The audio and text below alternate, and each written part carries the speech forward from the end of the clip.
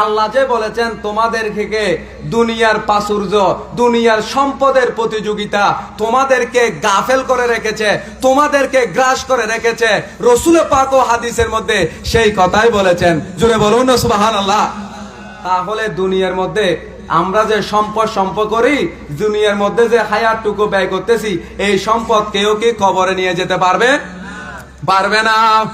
এজন্য মরহুম মগফুর আব্দুস সবুর সাহেব দুনিয়া থেকে চলে গিয়েছেন, ওনার ঘর বাড়ি এখনো দুনিয়ার মধ্যে রয়ে গেছে।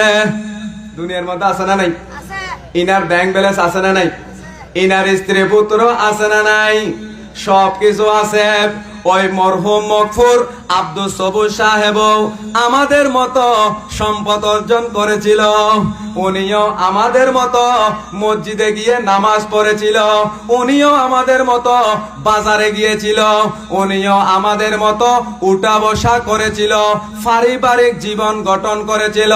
কিন্তু আজকে ইনি আমাদের মাঝ থেকে কবরের মধ্যে চলে গিয়েছেন, অথচ ইনার কোনো সন্তান, ইনার কোনো ধন সম্পদ ওনার সাথে কবরে যায় নাই।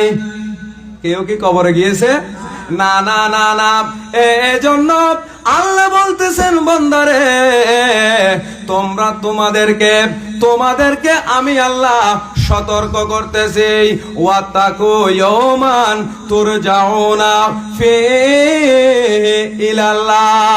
বান্দা তোমরা ওই দিনকে ভয় করো যেদিন ধন সম্পদ ছেড়ে, স্ত্রী পুত্র ছেড়ে, বন্ধু বান্ধব ছেড়ে, আত্মীয় স্বজন ছেড়ে, খালি হাতে তিনটা মাত্র সাদা কাফনের কাপড় নিয়ে তোমাকে যে আল্লাহর দিকে ফিরে যেতে হবে। বান্দা তোমরা সেদিনকে ভয় করো। সুবহানাল্লাহ। তাহলে আমাদেরকে আল্লাহর দিকে ফিরে যেতে হবে, এটার মধ্যে কোনো সন্দেহ আছে? আমাদের কোনো সন্দেহ আছে? তাহলে অনেক মানুষ আমাদের সাথে গত বছর এই মাহফিলে ছিল, অনেক মানুষ আজকে দুনিয়ার থেকে বিদায় নিয়েছেন। ইনারা কোথায় গিয়েছে? ইনারা কোথায় এসেছিলেন এবং কোথায় গিয়ে অবস্থান করতেছে? দুনিয়ার বিবেকবান মানুষ, তোমরা কি একবার চিন্তা করে দেখো না, আজকে দুনিয়ার সম্পদ করে করে স্ত্রী পুত্রের মোহাব্বতে 60 বছর, 70 বছর, 100 বছর হায়াতকে আমরা কোন পথে ব্যয় করতেছি?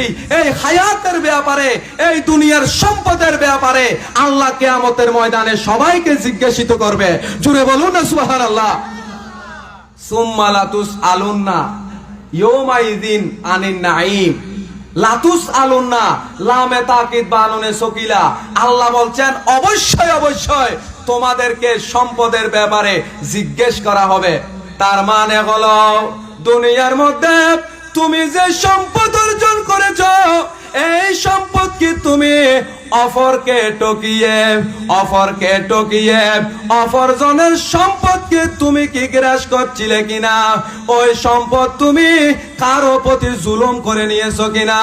ওই সম্পদ তুমি ভাইয়ের কাছ থেকে কেড়ে নিয়েছিলে কিনা? বোনের হক থেকে তুমি কেড়ে নিয়েছিলে কিনা? সে ব্যাপারে দুনিয়ার সমস্ত মানুষকে অবশ্যই সম্পদের ব্যাপারে জিজ্ঞেস করবে। সুবহানাল্লাহ। আজকে সম্পদের জন্য ভাইয়ের সাথে কথা বলে না, মায়ের সাথে কথা বলে না, বাবার সাথে কথা বলে না। একমাত্র কেন? একমাত্র সম্পদের জন্য। কিসের জন্য? সম্পদের জন্য।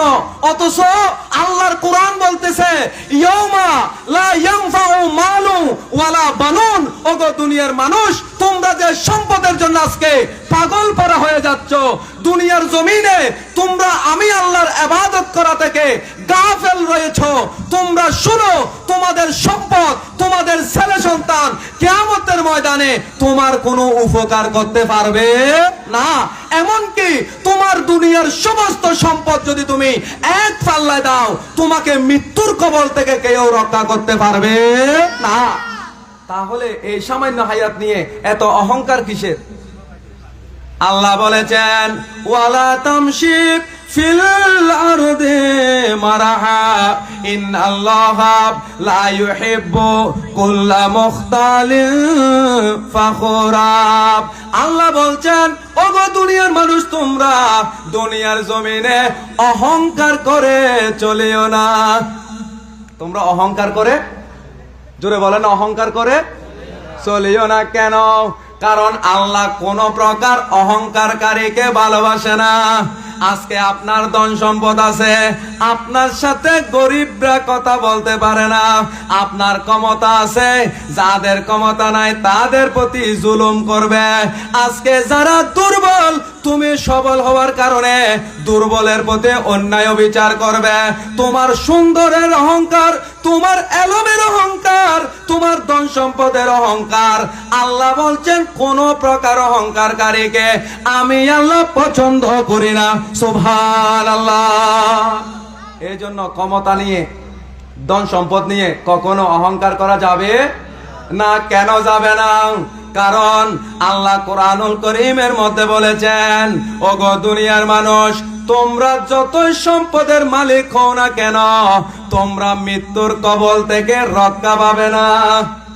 মৃত্যুর হাত থেকে কেউ, আমার কথা বলতেছে না যে মৃত্যুর হাত থেকে কেউ রক্ষা পাবে না। আল্লাহর কোরআন সেটার সাক্ষী দিচ্ছেন। আইনামা তাকুনু ইউদরিকুমুল মাউত ওয়ালাউ কুনতুম ফি বুরুজিম মুশাইয়াদা। ওগো বান্দা, তোমরা যদি মৃত্যুর কবল থেকে বাঁচার জন্য, তোমরা মৃত্যুর হাত থেকে রক্ষা পাওয়ার জন্য যদি পাথরের ভিতরে ঢুকে পড়ো, গাছের ভিতরে ঢুকে পড়ো, দুর্গার ভিতরে যদি ঢুকে পড়ো, এমনকি তোমরা মৃত্যুর কবল থেকে রক্ষা পাওয়ার জন্য সাগরের নিম্ন তলদেশেও যদি চলে যাও, আল্লাহ বলছেন মালাকুল মউত সেখানেও যেতে পারে। সুবহানাল্লাহ। মালাকুল মউত সেখানেও যেতে পারে। তার মানে কি, দুনিয়ার কোন শক্তি দিয়ে, দুনিয়ার কোন সম্পদ দিয়ে মৃত্যুর কবল থেকে রেহাই পাবে না। মৃত্যুর কবল থেকে রেহাই পাবে না। তাহলে আমি বলতে চাচ্ছি, ওগো কেশুয়ার মানুষ, চন্দনাশের মানুষ, দুনিয়ার হায়াত একেবারে অল্প। এই হায়াতটুকু আল্লাহ দিয়েছেন জোর জুলুম অন্যায় বিচার করার জন্য নয়, মানুষের হক ধ্বংস করার জন্য নয়। এই হায়াতটুকু আল্লাহ দিয়েছেন আখিরাতকে গোছানোর জন্য। সুবহানাল্লাহ।